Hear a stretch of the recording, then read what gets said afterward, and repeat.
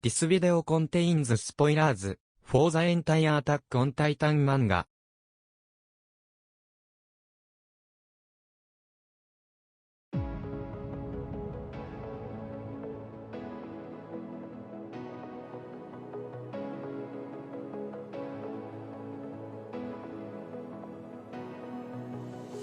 Okay, here's the premise of the video. If you've been keeping up with my content, you would notice a very subtle fact that I've been only uploading a few good videos and was busy shitposting. Much to my surprise, after uploading a video called The Death of Eremika Shippers, people weren't that happy. This is a sequel to that. I'm going to actually analyze Attack on Titan ships, because I made a promise long time ago. Make my points what I like and dislike about these ships, and explain why these ships either work well or suck major ass. Of course, that alone won't keep the attention of Twitter buzzword ratio, ADHD Mikasa body pillow teenage generation. So I'll start the video by using some zoomed in bad takes from Twitter and use loud music. I was trapped for a long time. Lived and seen things you couldn't imagine. Now I see things in a different light.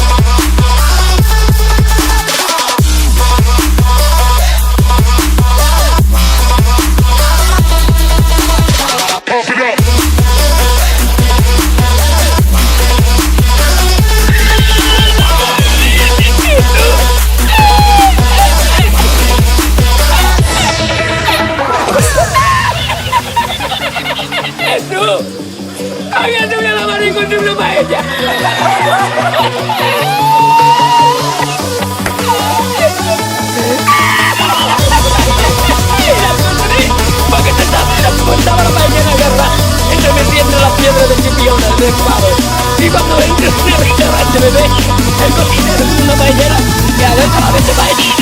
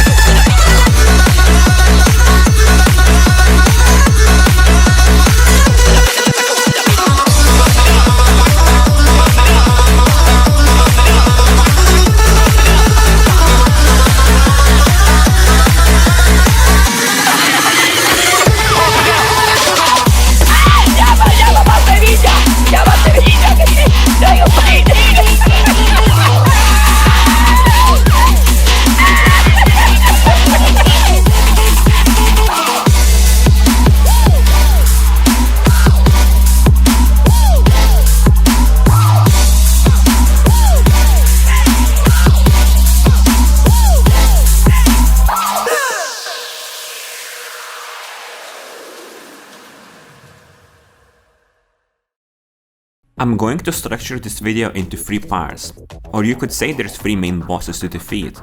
Since there's so many ships, I obviously will not go through all of them. So as you can see on the screen, besides the 3 main ones, I have a tier list to show you how much I like all these ships. Though there's like 40 minutes worth of footage here. And I will most certainly edit this video to create a high quality product. Yeah right, fuck that shit, I'm lazy to put effort for the shipping analysis of all things. So I will speed this shit up. You can tell I spend way too much time editing that Maverick shipper segment.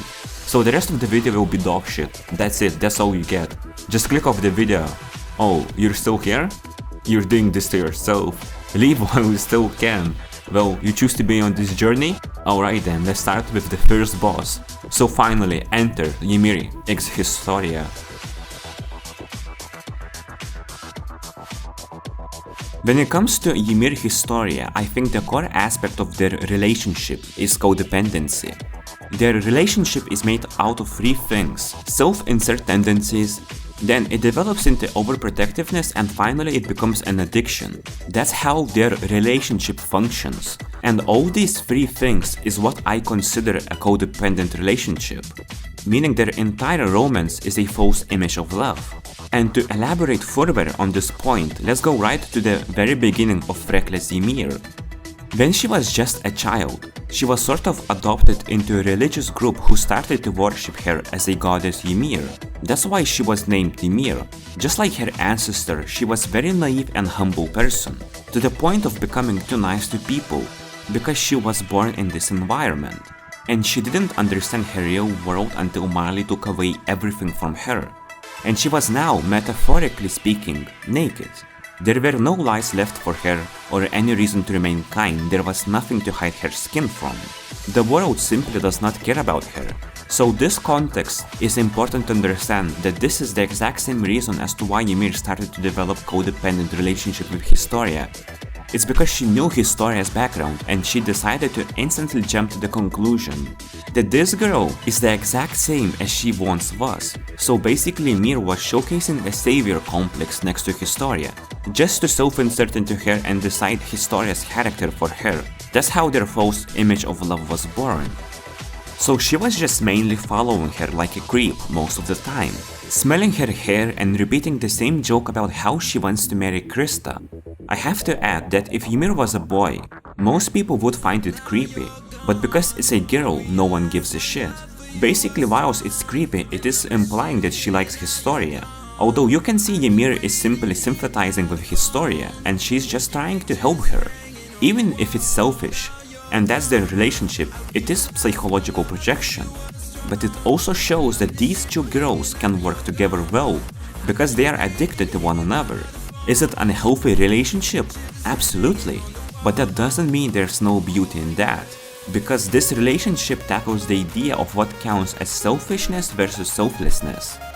We can see that Historia's one big weakness is not opening up. She's like a small scared child afraid to show her real self, but she's not afraid of YMIR because she's the right person at the right time for her. And because of it she can be more like herself and become selfish when she needs to. And in the context of selfishness versus selflessness, I don't mean that Historia and YMIR are purely selfish or purely selfless people, but they don't want to be controlled or listen orders by someone else.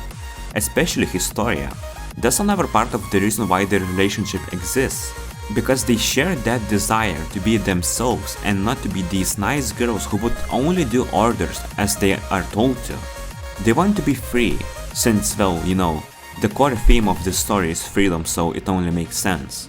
And finally, it leads us to the final part of the codependence aspect, addiction. When both girls at the end of the day need each other just to be themselves, I see that as a sign of a toxic love. It's not because they have any similar interests or great dynamics, since they're basically self-inserting. Their romance toxicity comes from the fact that they can't live without each other more, like not function properly. That's an illusion, not what love is all about. A person shouldn't need a reason to live, and that's what Historia learns when she helps Eren to recover. That she's okay as she is, and she shouldn't need to rely on YMIR by herself. So in conclusion, the main goal is to write romance between 2 girls who are insecure about themselves deep down and they can't function in any other way. The relationship doesn't serve a solution to their problems. but rather it works as an escapism fantasy for the most part, not to mention the overprotectiveness as I mentioned before. All of this feels fake, because no matter how I look at it, everything is fake. The love isn't the focus of the relationship, but the people around them and how they treat them. For these reasons, I deem this ship as written in an interesting way, but not a good one. Because it only works as Historia's character progression and not to showcase how important love for her really is. But not to take away from the story, the bond they shared was genuine, and so were their feelings, it's just that they don't understand what love is. And I'm not completely sure if it was intentional by Sawano or not. If his intention was to portray a genuine love, then he has failed in that regard. And if it was meant to show how eventually both girls are forced to move on, if that was the intention Sawano went with, then I must say I do like it. Although the execution could have been a lot better in some areas, like make them share more similar interests and not just be overly dependent on one another. Now that I finished talking about Ymir Historia, it's time to jump on the second war ship in the story. Enter the second boss, Eren X Historia. Well, this ship is quite fascinating to say the least, and the reason for that is very simple. It's just a ship that is purely based on theories because it doesn't even exist in the story. So, it's time to analyze the final ship of this— no, just kidding. Eren and Historia have very well established dynamics in the narrative, and whilst they didn't go anywhere in the story, I think the theories alone can make them quite interesting pairing for the story. Both characters have something in common. Their relationship sounds healthy as they can help each other out, and don't become toxic or end up in some sort of tragic romance. I think that's the appeal of this ship, where both vulnerable people can open up to each other and share their problems and work it out as an item. You see, Eren was someone Historia did look up to. Not as much as Ymir per se, but perhaps a better word would be that she was jealous of him. And that's what I like about it. She didn't know what Eren was going through, and once she realizes that Eren was no different from her, she could open up to him naturally, and both save him and herself. That's quite simple yet so effective. The story shows how these two characters can make each other simply stronger. Their dynamics are healthy because of it. I don't really have anything against the ship, in fact I do like it. And I also think it has a good setup in the plot. However, what I do not like about this ship is what happens in the War for Paradise arc, and how the shipper fandom basically sees this pairing. The ship goes from a healthy relationship to turning Historia into plot device for Eren's rumble. That's right, the whole pregnancy theory that makes Eren the father does nothing good for Historia. In a way, pregnancy feels like a mirror reflection of Ymir Historia, but in this case it only exists just to progress Eren's character arc, which to me beats the dynamics and the purpose of Historia's and Eren's characters. It's not really interesting either. Eren is just rumbling and then he will return to his trad waifu and he will be the father right after killing his own fucking friends. This sort of relationship is both unhealthy and pointless. As you can tell, I'm not a fan of pregnancy, and since this ship is not something you can analyze, I can only describe the theories. I do like the idea that Eren would have a reason to return after the rumbling, but not like this. Even if I described Ymir Historia as an escapism fantasy relationship, in the end Historia did learn something important from it. She wouldn't need to rely on Ymir because she is Historia, not Ymir, and that's why Historia was able to save Eren in his lowest point. Freedom is directly linked to free will of choice and agency, and that's why her character arc is important to Eren, because without it, Eren would have lost his own core trait, freedom. You can see a connection here. Their existence alone interlinks into something that can work together brilliantly. However, the whole idea of free choice is ruined the moment Historia becomes pregnant.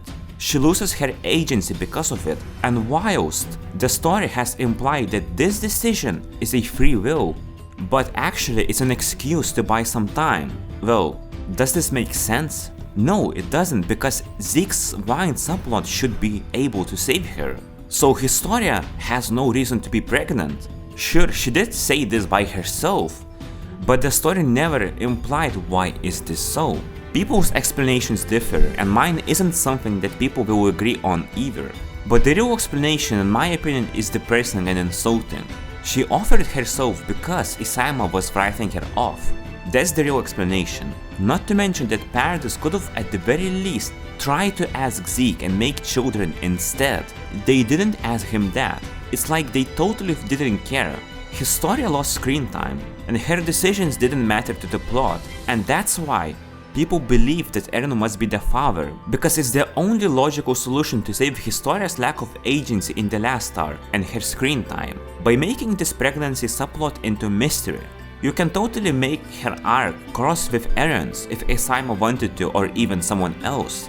But removing her agency is simply ruining the essence of her character, and by doing that, you essentially destroy what was so likable about Historia. Just look at these two panels. Do you think it's even the same person anymore? I don't think so, and that's the point. Both the shippers and pregnancy subplot ruined Historia for me, because shippers keep on insisting that she had to fuck Eren just to justify pregnancy, which is obvious bullshit. Or my favorite cope is that Historia is a lesbian and she truly loves NieR. And that's where the shippers both misunderstand Historia completely, and they also show that they are self-inserting into her. If the whole point of her is to explore the idea of having a free choice, then she shouldn't be just limited to only loving Ymir or Eren.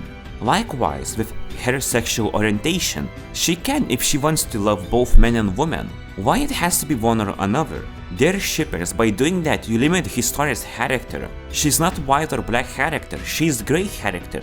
And stop insisting that she has to be only lesbian or that she can only like Eren, because it's only doing disservice to her. And it's also only making the exact same mistakes as Isayama does, removing the freedom to choose what she wants to love. Perhaps the farmer is the best choice here just to piss off stupid shippers. And that is all I have to say about Historia. It's time to talk about the colossal shitty writing. Enter Eren X Mikasa, the final boss.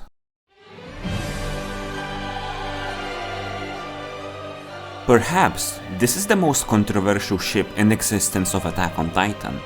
And for now, I will just describe what I think this shit is about. And just to remind you, symbolism is not part of the plot's build-up, it's just a shiny decoration to the plot. So I won't analyze this shit using such cheap measures with symbolism or parallels to convey something meaningless.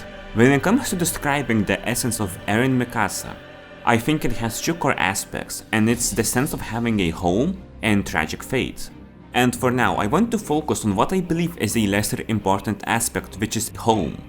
Eren Mikasa is a one-sided relationship, meaning I will be mainly talking about Mikasa here, since Eren's contribution to the ship is next to nothing. Although, ironically, his presence does affect Mikasa the most, even if he does nothing himself. And no, I don't mean this is a bad thing, at least not yet. Let me go a bit deeper into this. So in particular, what does home mean to Mikasa? Well, her home was destroyed a long time ago, and when she was rescued by Eren, she pretty much started to like him because he opened her eyes about the world. To her, Eren is someone that saved her and changed her forever. For better or worse, it is yet to be decided. That's why she adopted his philosophy of fighting till the very end. And that's why she holds him dear, because Eren to her is also someone she can feel comfort in. And she can feel at home with him. Get it? Eren's presence itself is where she feels at home, meaning these feelings are a bit on a fantasy side. Without Eren, as seen in Trust arc, she starts to lose the sense of herself as a person. Eren changed her so much to the point of her imitating his own beliefs, and that's what I call a sign of a toxic love. Mikasa's desire to have a home, which is Eren, in this scenario is purely based on a naive perspective of love, because she fundamentally misunderstands Eren as a person. She never questions if his ideals are correct. She never had her own thought process. It's quite similar to Ymir Historia relationship, where it leads to addiction, but here Isayama's fetish to write codependent relationships is so strong that Mikasa literally cannot live without Eren. And this slowly leads us to the tragic side of their relationship, because the naive girl slowly starts to realize that her and Eren's paths are going to cross into bloodshed. Eren was slowly changing as a person and was becoming someone Mikasa cannot understand or protect anymore. Just like in Clash of Titans arc, Eren leaves her behind, and she yet again loses her sense of home, since she has nowhere to come back. But that also means that her whole desire to be with him is overlooking Eren's mass slaughter in this world. Basically, her ideal version of Eren isn't intact with the real Eren, who is a vicious monster killing people for what he believes is his own selfish freedom. And Mikasa has to confront that monster, which is also her love. And as foreshadowed in Lost Girls manga, which is canon by the way, I know, Mikasa's character arc leads to killing Eren, and that's the tragedy of their relationship. So this tragedy does have some beauty in it. It allows Mikasa for the first time to think for herself and discover herself without copying someone else's ideology. By killing Eren, she can finally discover a new meaning of what it means to have a home, and that's why her character conclusion must be moving on from Eren, because it only makes her suffer. On the surface level, this relationship does its job, whilst being very undernose or ironically sometimes a bit too subtle. And the general idea is okay, however, this is where I have to step in and say something honest. This ship is fucking awful. What I described about it just now was the only good thing about it. Their whole relationship is basically Mikasa chasing Eren when he doesn't even care about her as a lover for the majority of the story. He never shows that he likes her. Mikasa likes nothing about him other than just appreciating his own presence, as if he is some prince on a white horse. They have no attraction between one another. They have a bond at the very least, but it's only Mikasa's imagination that Eren is her cute savior, woo. What does Mikasa even like about him besides the prince saving the princess self-insert fantasy? Not to mention, for the longest time, this relationship was simply toxic. This is a shittier romance. I just can't believe people call this some sort of good romance.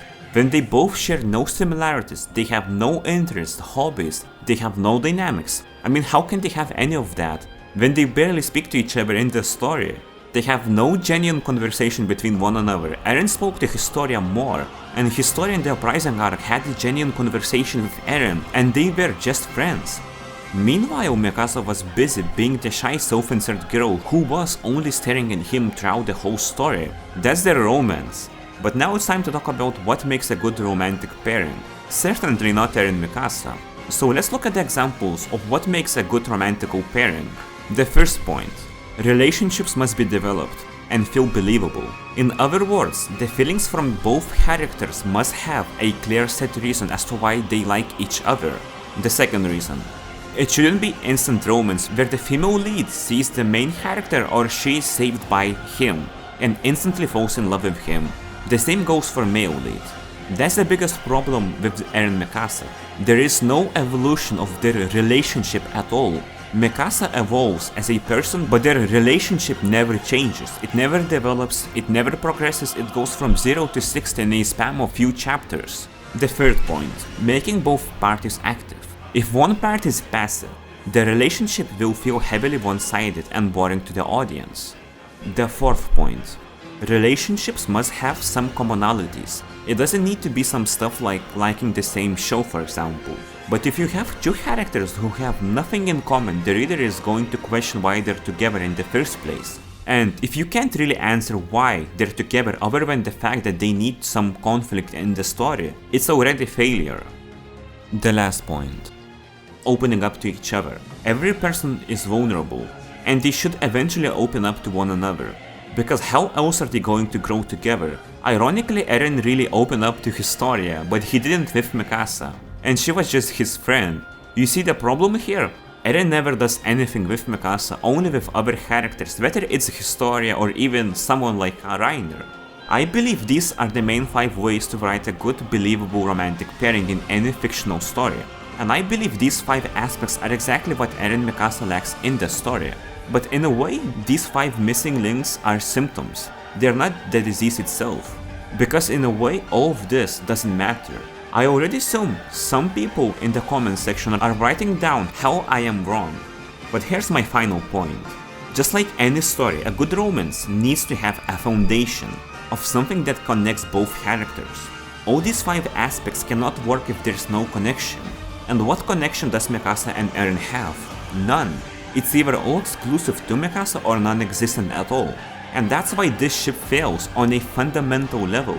I assume the possible counter-argument would be that when Eren saves Mikasa, that's where their connection begins.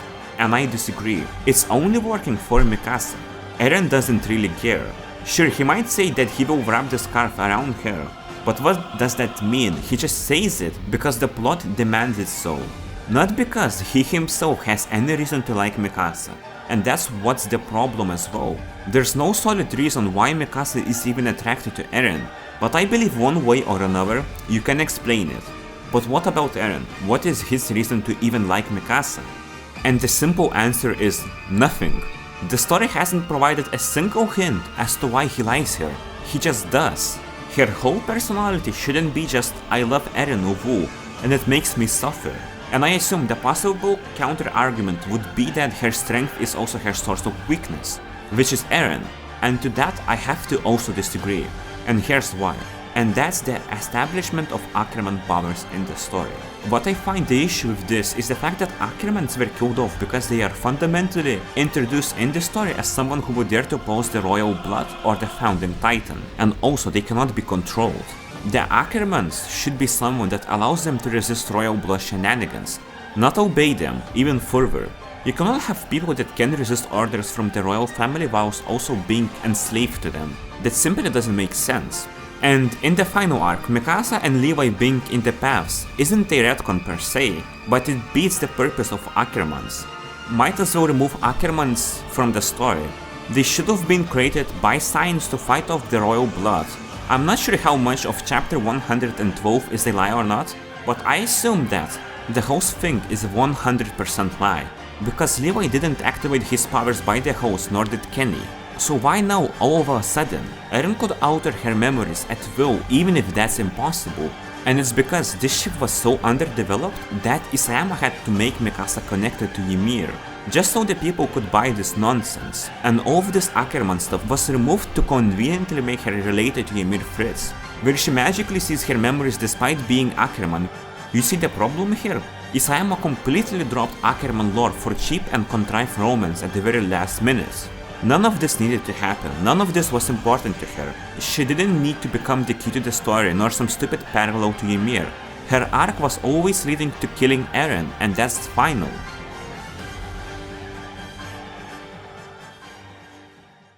I have to admit, I was lying to you. The shipping analysis were disguised. This video is actually called The Rise and Fall of Eren Yeager's Character, Part 2. That's right, you've been bamboozled. I've played you into thinking that these ships even matter because they only exist just to describe how awfully they are written, and how much people ignore Eren. Did you notice how I didn't speak about Eren that much? You fell right into my trap. So let's begin the final part. The real Eren Yeager, also known as the anti-shipping nuke. I have already described Eren in my previous video called The Rise and Fall of Eren Yeager's Character, so right now I want to focus more on Eren's personality and talk through things I haven't mentioned before.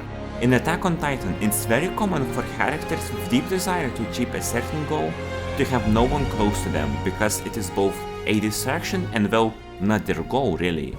The same thing happened with Erwin, where he puts away his happiness, and I think the same could be said about Eren. He fights for people he cares about, but at the same time he pushes them away. Part of it is protection, and the other part, which I want to focus more on, is his goal to achieve freedom. As stated in Clash of Titans arc, Eren is a guy that runs off alone. He could be compared to someone like Kruger, one who was doing morally questionable things to people and was totally alone in his own mission. I see Eren the same way.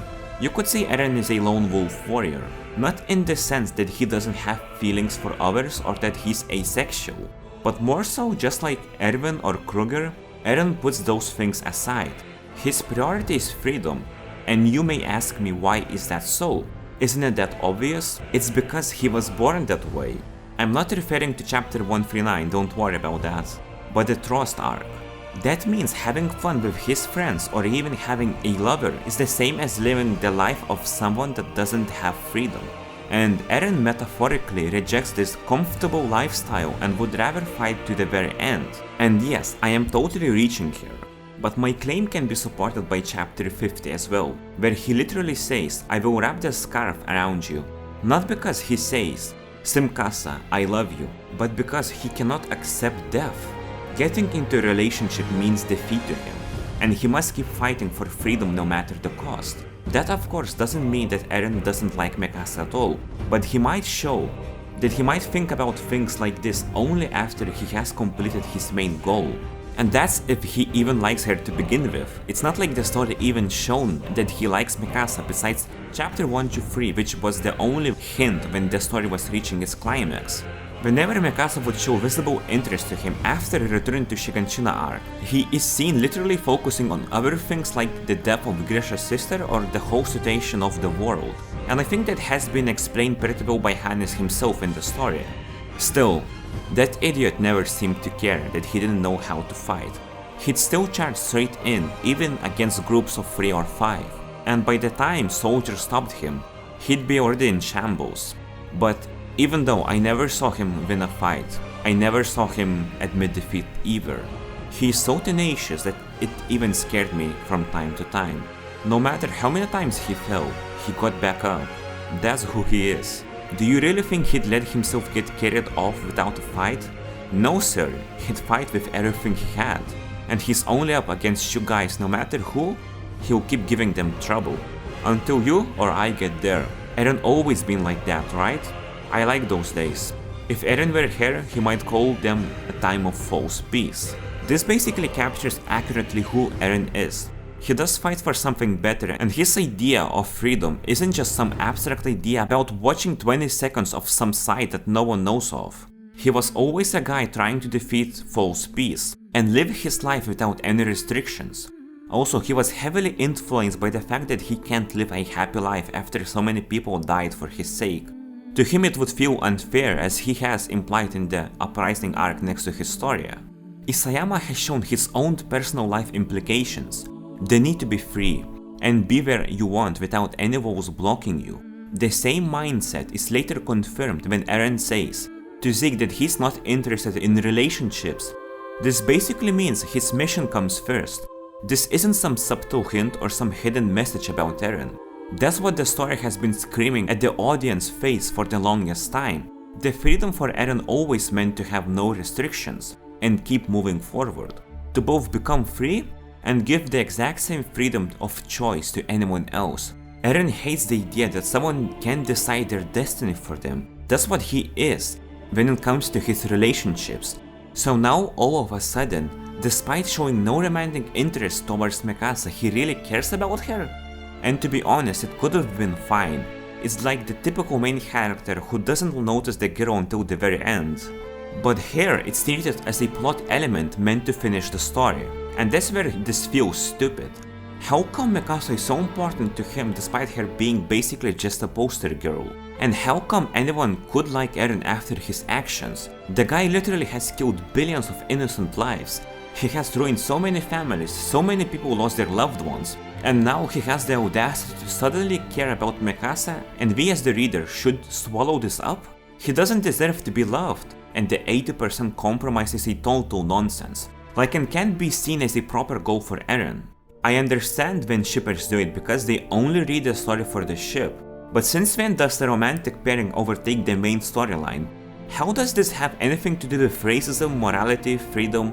When Mikasa just killed Eren to end Titan Curse, it wasn't even developed to kill Eren properly, but to also end Titan Curse to free Ymir? This role should be given to the main character instead, or someone close to him, someone Eren has opened up to, like Historia, Reiner, Levi, Armin, and I don't mean this in romantical sense even. So basically the problem with Attack on Titan is that the central conflict changes from that of a racism to that of a love, or something. In the final 3 chapters, to make Mikasa save the day, Isayama retcons the main conflict of the story. There is no resolution to racism, there is no resolution to the Marley party's conflict, there is no resolution for our characters. Instead, this relationship and the effect of it, killing Titans, is treated like it is what the whole series was leading to. Maybe it was supposed to be that way, but if so, it's the worst sequence story of all time. Why should Eren bother to do anything if Mikasa is so important? Might as well just let her rumble. I feel like people that defend this shit are fundamentally biased, and don't understand that this is not fitting finish to Eren. Mikasa being an Ackerman should have killed him because he's a monster and that's it. Not because she had to be tied up to Ymir. Think how well Eren Mikasa would have been written if Eren already killed a few Alliance members, and then Mikasa would have to make a choice: kill Eren and save your friends, or be slave to your love and let Eren rumble. This is what Isayama should have gone for, and this is what the build-up was leading to. But because Isayama wanted so hard to stand out, he made Mikasa kill Eren to end the Titan curse, despite her having no real connection with the world politics. They should have been closer since chapter 50 already. They didn't need to start a relationship if Isayama was afraid to do it, but at least make them closer. Make them have at least one genuine conversation like Eren did with Historia. Make them open up, make them grow together. How fucking hard is that? It shouldn't be hard at all, and people who have been reading Attack on Titan for more than 7 years like I do can easily tell you the reason why Mikasa wasn't planned to be the key to the story. Her love was always showcased as a fantasy, not real love, and her whole character arc was supposed to overcome this by ending Eren's life and move on as a person, not to still mourn for him after his death. And the other choice is that Eren's love interest could have been Historia because they had more in common. They had more genuine moments compared to Mikasa. Teasing or not, this shit went to nowhere. And as I said, it only exists just for some dumb reason to connect Mikasa with Ymir, because they share a love for a man and they are slaves or something? With Historia, Eren could have become partners in crime, save her from pregnancy, and later, after the rumbling, they could have had a deep bond to overcome their grief of their actions. And Eren could have become a mentor figure where he teaches his own child to do literally the opposite of what Eren did his entire life. It would both show that Isayama didn't justify genocide by making Eren to teach his own kid to literally be different. And for Eren it would be a fitting end to his character, who was always looking for inner peace.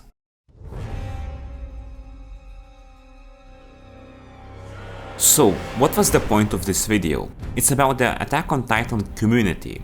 The shippers are a big part of it, perhaps the biggest one. They have influenced this fandom and the perception of the story so much that it becomes annoying. Whether it would be people with Mikasa body pillows who still can get out of their parents' home, or Erihuso fans who secretly just want to fuck Historia and pretend like they're plot chats, to the people who pretend to like Historia and Ymir because they enjoyed Yuri in Attack on Titan and can't shut up about how Historia is a lesbian and Isayama is a homophobe. And not just shippers. The Jaegers who are edgy 16-year-olds and unironically justify genocide. Then we have ending haters who can't move on and act like Mother's Basement and keep making 25 repetitive topics how Attack on Titan is bad, just like Mother's Basement did with Sword Art Online. To the Akatsuki no Requiem fans who were coping so hard because they were unable to accept the fact that this story will receive a shit ending. Then we have ending defenders, who at first hated the ending and then started to force themselves and read the same story for 25 times and make new interpretations out of thin air to justify their waste of time and mentally fight people on Twitter. To the people who actually want to believe Attack on Titan's ending was bad on purpose, and they just want to cope about anime original ending when it clearly isn't going to happen. And finally, the annoying centrists, who have mixed views but do not fit in anywhere and because of it make stupid videos on YouTube, such as myself. All these people are Attack on Titan, you like it or not. These people define this fandom and I'm sick of it. I genuinely cannot stand this fandom. So that's the message of this video. And I especially hate shippers. Fuck Ymir x Historia shippers. Fuck Eren x Historia shippers. And most importantly, fuck Eren x Mikasa shippers. This is my final message and my legacy of Attack on Titan. If you can't stand me and want to call me speedreader, please do so by joining my Discord server.